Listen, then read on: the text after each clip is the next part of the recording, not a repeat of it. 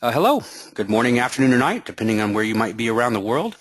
On behalf of EMD International, I would like to welcome you all to today's webinar on load response and site compliance news in windPRO 3.0. I am Nathan Curry from EMD International, and again, I will be your moderator for today. Your presenter today will be Lasse Svenningsson, also from EMD International.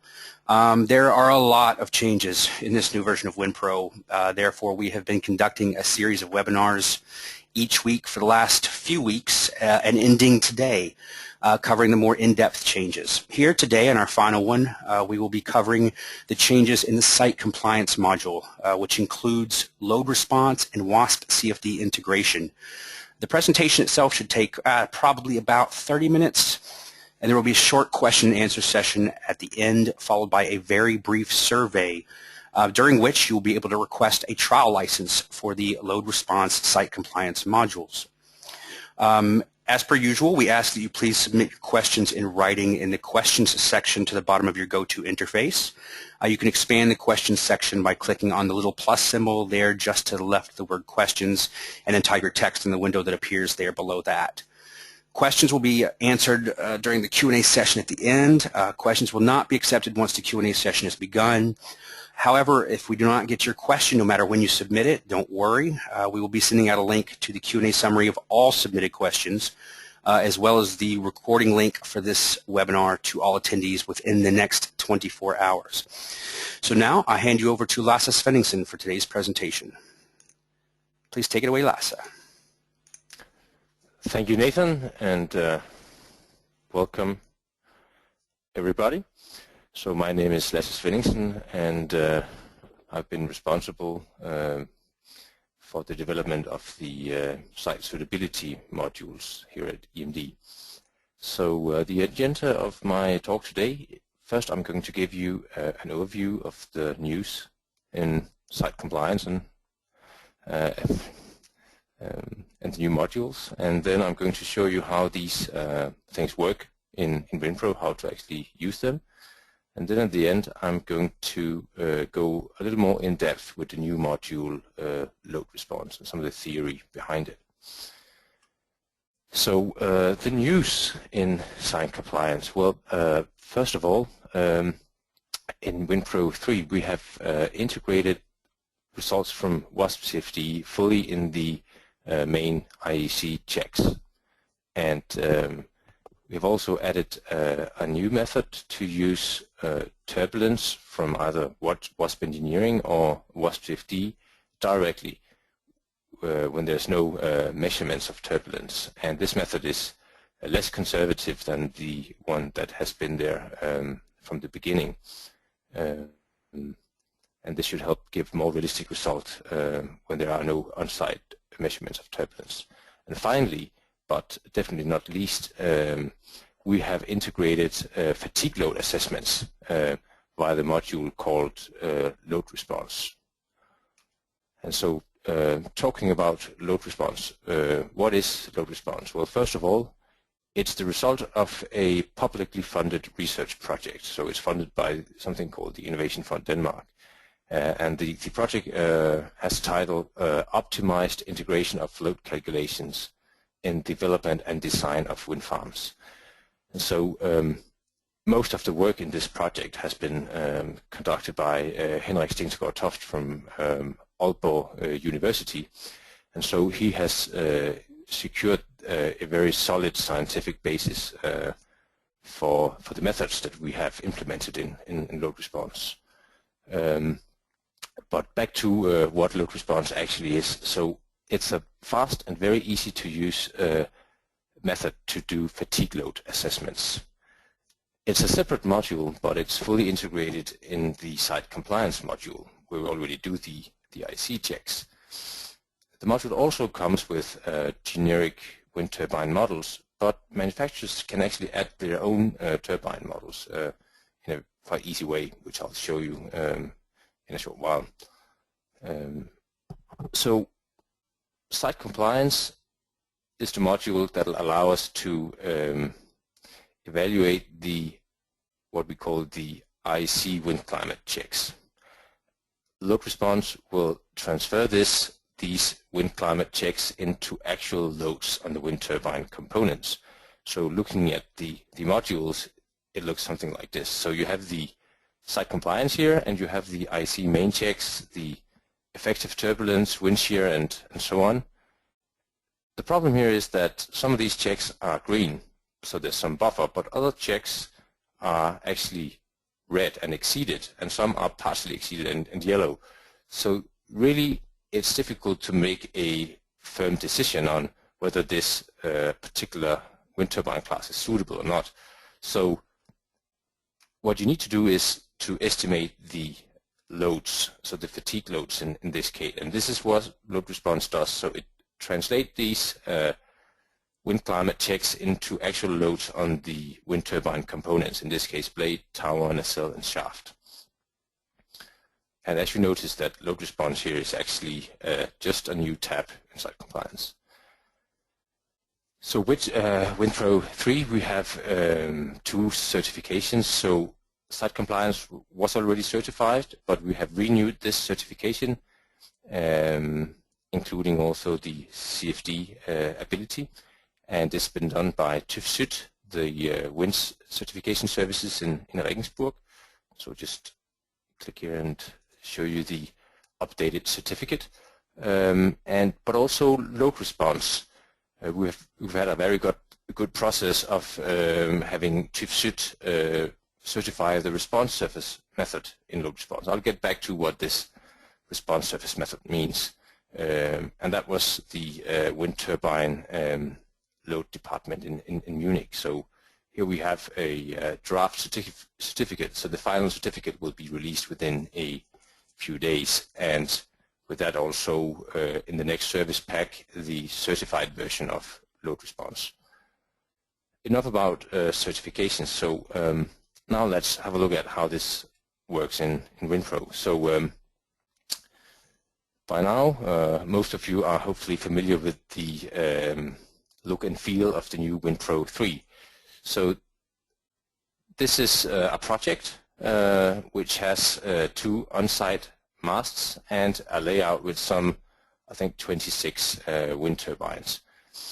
And we want to do a site compliance assessment based on WAsP-CFD, and after that a fatigue load assessment using load response. So first let's have a look at the modules. So we have a group called loads. Here we have site compliance. As you know, it's been there for a while. But now we also have load response. And what you notice here is that load response has a circle. This means that it's not a module that can be opened by itself, and if you try, it'll say that this module is integrated in site compliance. But you need a separate license, and it will then give access to additional functionality inside site compliance. So let's start a site compliance calculation and see how we can set up a suitability assessment based on WAsP-CFD results. So first, what you might notice is that we've redesigned the main tab of site compliance slightly. A main choice here, in this case we have mast measurements, but also license to flow models. We have a license to WASP 11, which is the pre-requirement for WASP-CFD, and we have pre-run CFD flow results. This is this cluster service that you might know. It's been around also in 2.9. For WASP and WASP-CFD, there are 2 options to use either the long-term corrected wind statistics or the mast directly, in which case site compliance will also generate the wind statistics, assuming that the measurement is that they are long-term representative. So the new option here, load response, you see is activated to include the load calculations by ticking this box, and what you notice is that that generates a new tab called load response. In this case, we want to assess whether a class 3A wind turbine could be suitable for the site. So first we set up the mast measurements. So it's a site mast. We select the main height and the heights to be used in the wind shear calculation.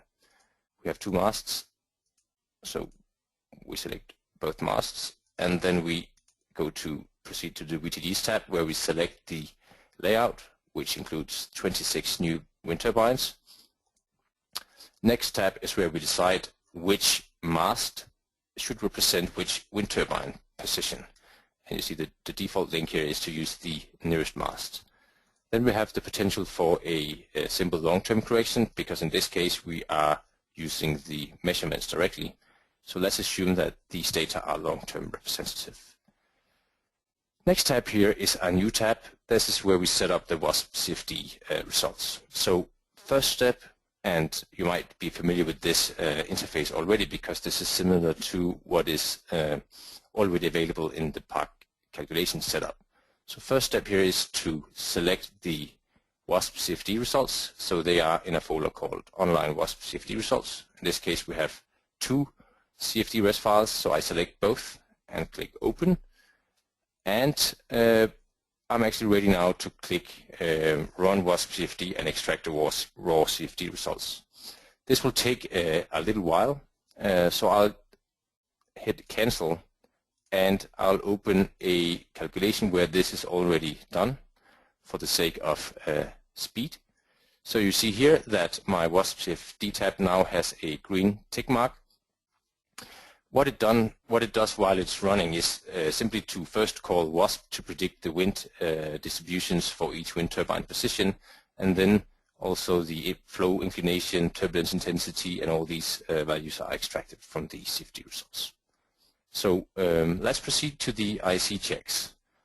And so let's include all the main IC checks here and start by the terrain complexity check. So here really nothing has changed for the WASP-CFD integration. So we estimate the terrain complexity, and in this case all turbine positions are not complex. And we proceed to the extreme wind calculation, and here everything looks almost the same as before. The only difference is now that for the propagation model, so this is the scaling of the extreme samples as the measurements from the mast position to the wind turbine positions. Here there's an extra option which is based on the WASP-CFD flow results. So let's hit calculate, and we get the results here. We see in this case we have a potential problem with the extreme wind speeds. So let's hit OK and proceed to the effective turbulence check. Again, not much has changed. So there's still the setup for the ambient turbulence data, and then the propagation model here where we see that there has been added a CFD option. So let's start this calculation because that takes a little while. And the reason why it takes a little while is because, as you see here from the indication in the naming of the method, that it's based on time series. And so what is actually done is that the measured turbulence at the mast is scaled out to each wind turbine position. And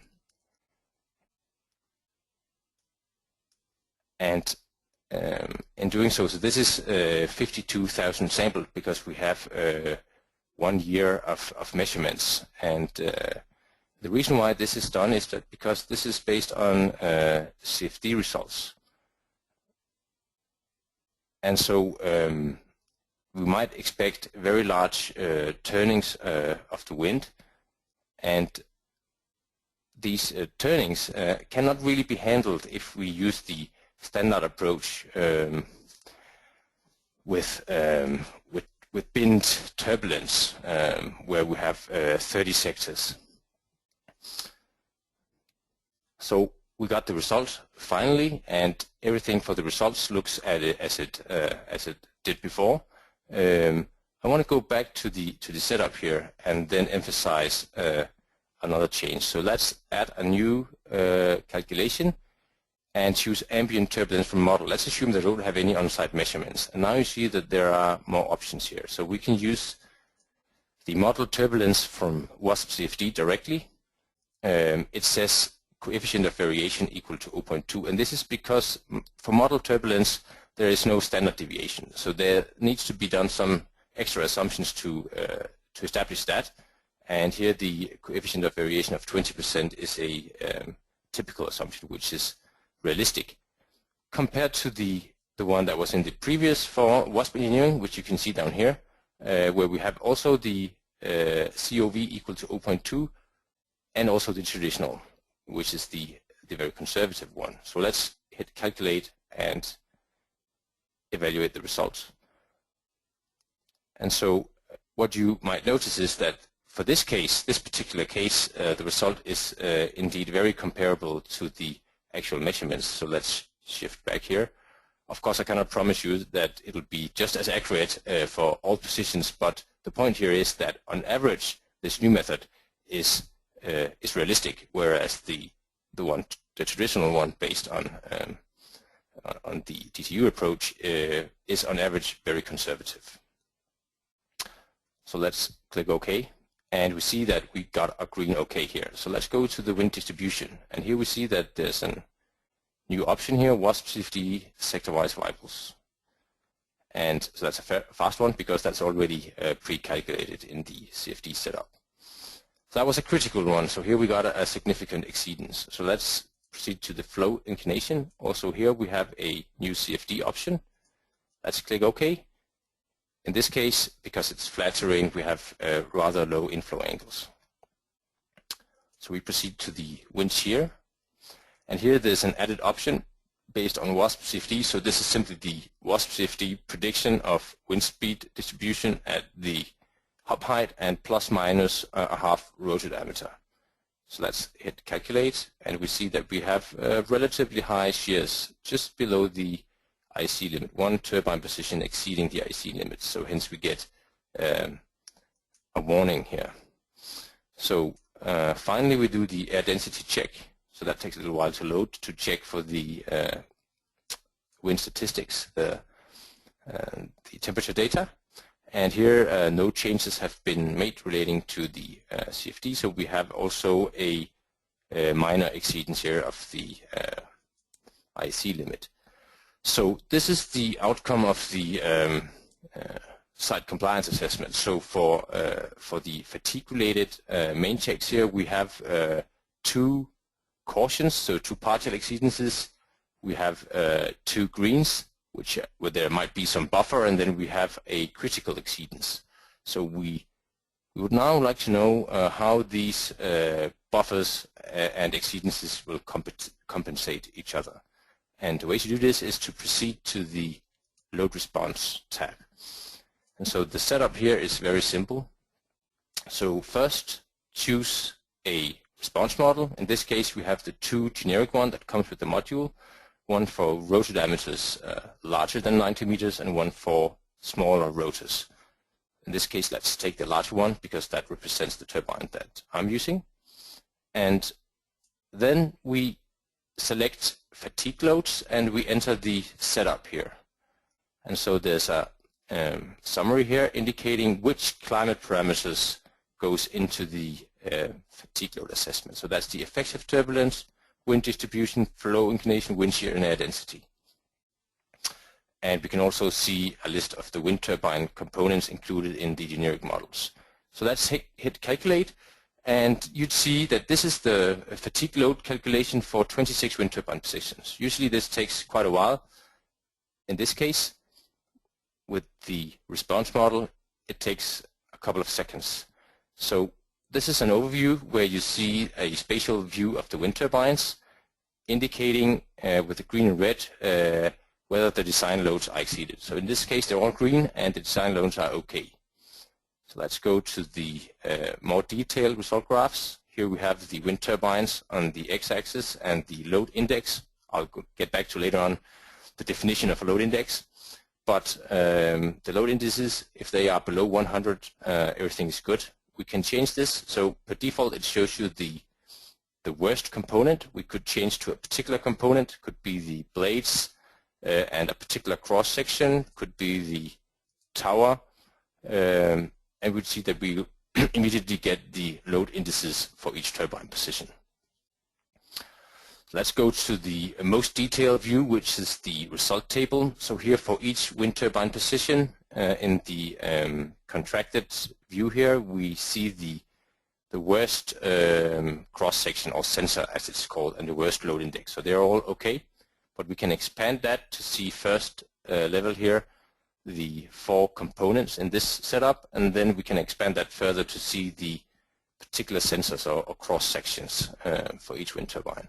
And what you might notice here is that we have a column here called fatigue life. So that's the expected lifetime for the fatigue accumulation for each turbine position.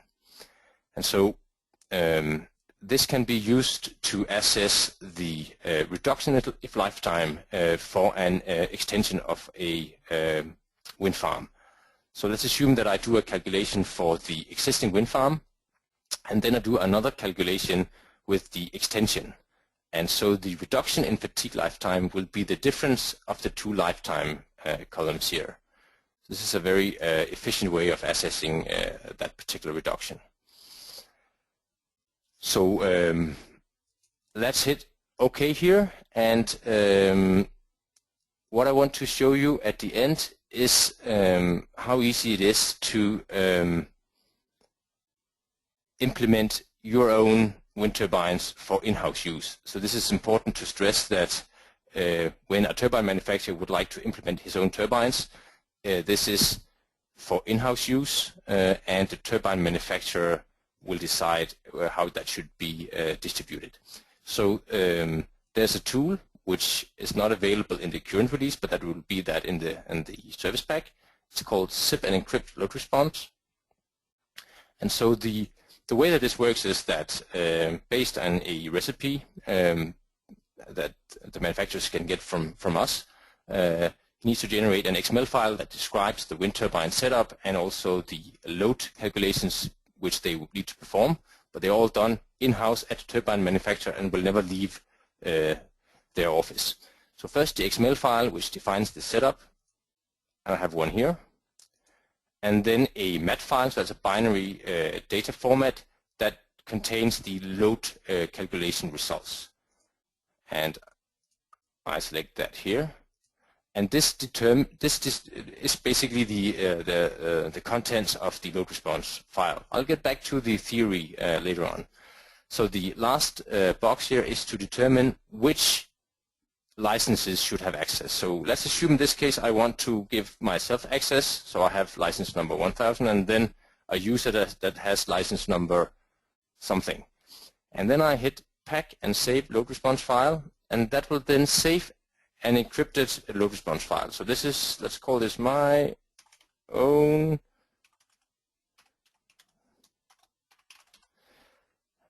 which is then encrypted and also license controlled. And I decide who I want to share this file with. And then this file will emerge in my list of available load response file in load response if and only if I have a license which is in this list. So with this, I'll go back to my presentation part. And so let's look a little into what load response can do for you, depending on what, you know, if you're a consultant or a turbine manufacturer. So let's assume that you're a consultant. So what you can do with load response is that you can do a more accurate suitability assessment as compared to just doing the site compliance. And this will be based on the generic wind turbine. And so the main improvement in accuracy is going from these reds, full exceedance, yellow partial exceedances, and buffers. And you can take those main checks and collapse them into the actual loads on the wind turbine components. This will allow you to identify the critical turbine locations, but also the critical turbine components. And this will lead to better and more suitable layouts, but also at very early project stages, even before that any manufacturer has entered the process. And then also this possibility to estimate the reduction in lifetime due to park extensions, which in some places is a very significant part of new turbines which are being put up. So in short, so what load response can do for you as a consultant is that you can do more accurate and detailed suitability assessments. So if you are a project developer, again, you can load response can help you identify the critical turbine locations and components, which will allow you to take more qualified discussions with the turbine manufacturers regarding the actual loads. It can also be turned around, and you can require the turbine manufacturer to provide you the actual response model for the turbine that you want to buy, if you want to buy quite a few of them. And you'll be able to do even more accurate suitability assessments, fatigue load assessments. Or you can use the generic turbine model. So with this you can develop better and more suitable layouts, but also at very early project stages, also even before the manufacturers enter the game by using the generic wind turbine. So summing up for a manufacturer, so what load response can do for you, for a product developer, is that it can reduce the risk in the product development phase, but also speed it up by allowing you to design better layouts at earlier project stages by accounting for the fatigue loads. So for a turbine manufacturer, so in load response you'll be able to add your own in-house wind turbines. It's fast and easy. I just showed you in the demonstration how that can be done. And it will be based entirely on the load data of the manufacturer's own in-house process. And all this data will stay in-house at the manufacturer. And there's a user, there's an encryption, but also a user license control on the load response files. So once that's established, the response file will allow very fast load assessments. And this will help more efficient internal processes. So the interaction between the wind and site department, the load department, will be speed up significantly. But also this will be a easy and secure way to share a load model for fatigue loads with developers without providing the actual aeroelastic model. So for manufacturers, load response can ensure a faster project turnaround time by speeding up the interaction between wind and site and the load department. So let's look at some theory for load response. So it implements the IEC design load case 1.2, which is the main fatigue load case for power production. And it does so by using a so-called response model. And what is a response model? Well, it's nothing but a smart way to interpolate in pre-run aeroelastic calculations. But not only is the interpolation smart, but also the selection of these pre-run calculations is smart. And this is what ensures the accuracy of the response model. And so I touched upon this briefly in the demonstration, but the response model accounts for the following wind climate parameters. So the distribution and the effective turbulence and the wind shear and the air density and the flow inclination. But actually the wind distribution is handled by having a response model for each wind speed bin. So in fact the response model is four-dimensional with the highlighted parameters here. So let's have a look at some of these turbine responses for these four parameters. It's quite difficult to illustrate this a four-dimensional model, which is already a function of a fifth variable in 2 dimensions. So what I'm going to show you instead is the wind speed dependence of each single of these four parameters. That's just simply a 1D, but including the wind speed dependence. And I'm only going to show you for one turbine component out of several. So that's going to be the blade flap-wise bending moment. So here on the left we see the response for turbulence. So we have the wind speed dependence, which is almost linear. So we have a linear increase in fatigue loads with wind speed. And we also have an approximately linear increase with increased turbulence intensity. And from this we see, which is perhaps not a big surprise, that the worst for a wind turbine, that's where we see the highest fatigue loads, is for high wind speeds and high turbulence intensities. On the right here, for wind shear, the picture is different. So we see also a steady increase of fatigue loads with increased wind speed, but for particular wind speed, the variation in load response with shear is almost parabolic. So either very high shears or very low shears results in higher fatigue loads. So next slide here shows the same plots with the same axis for air density and inflow angle. And as you see here, the sensitivity, so the absolute values of the loads is significantly less. So variations in their density and inflow angle will contribute less to the fatigue loads. But again, we see a general increase with wind speed and also a slight increase with increase in air density, and similar for the inflow angle. So I also promised you a definition of the term load index, and it's actually a very simple concept. So it means that it's the actual fatigue loads for the wind climate at the wind turbine position divided by the IEC design load. So that's the loads for the wind turbine class, in this case a 3A, and then in percent. So if the load index is larger than 100%, the turbine loads exceed the design loads for the wind turbine class. So finally here, I want to describe the generic wind turbine models that comes with load response. So we have two models, one for large rotors and one for smaller rotors. And so that these generic models, they have been validated in collaboration with the manufacturer, so we know that they are in fact quite representative for many turbines out there in the market. The design is based on a classic wind turbine design with 3 blades, pitch control and a gearbox, and it has a standard controller. So the generic wind turbines comes with a setup with 4 components and some multiple sensors for each component, which is similar to cross sections. And so whether the generic wind turbine is accurate used in place for a particular wind turbine, of course, depends on how similar they are in setup. So with this, thanks for your attention, and back to you, Nathan. Thanks a lot, Lasse.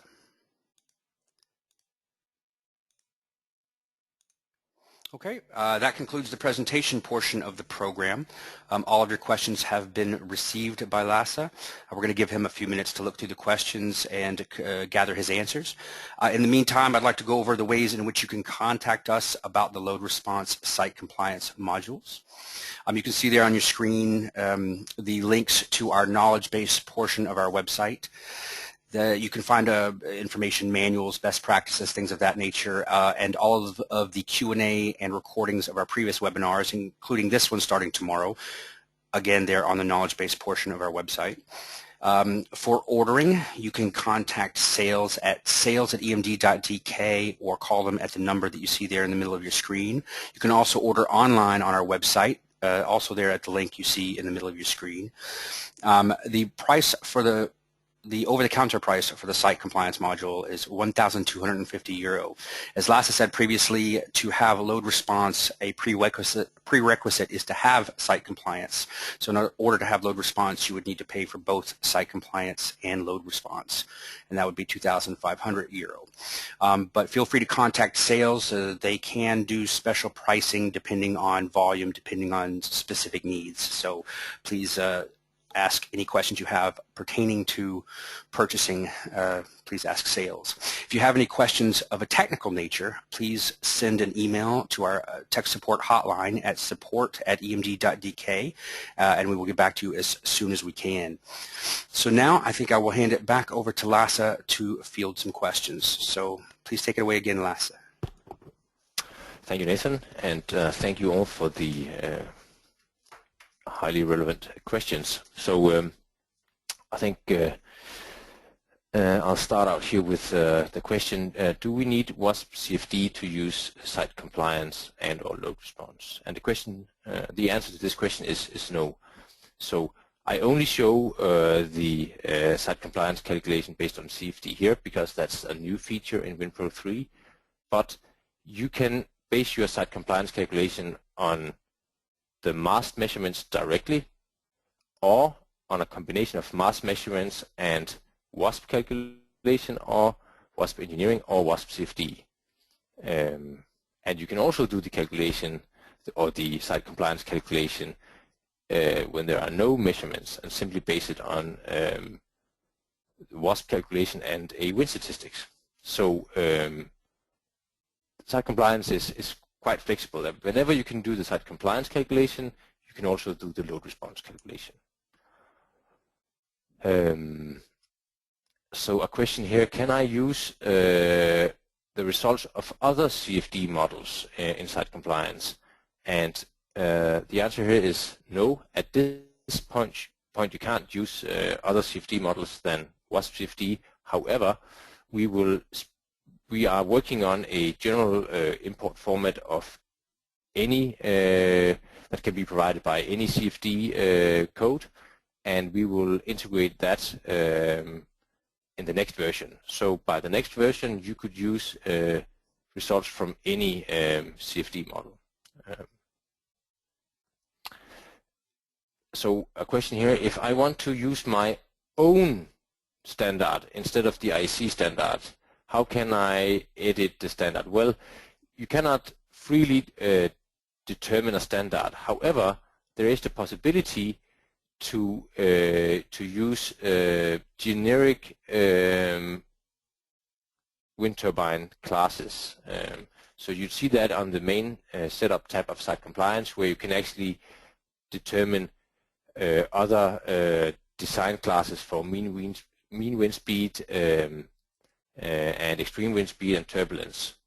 And also in the next version, we will integrate more design standards. So that will be also, we will include also the IEC edition 2 standard. And yeah, I think that's it. Where we have time for now. So I'll get to the remaining questions in writing. So again, thanks for your attention and thanks for the questions. Back to you, Nathan.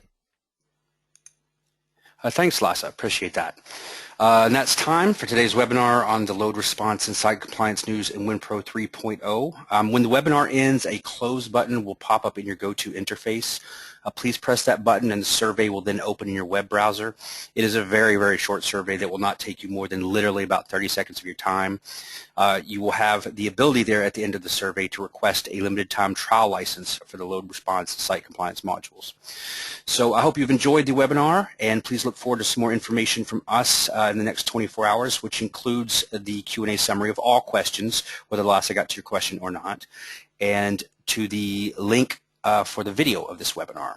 So we really appreciate your time and attention, and have a good day, evening, or night, and thank you again.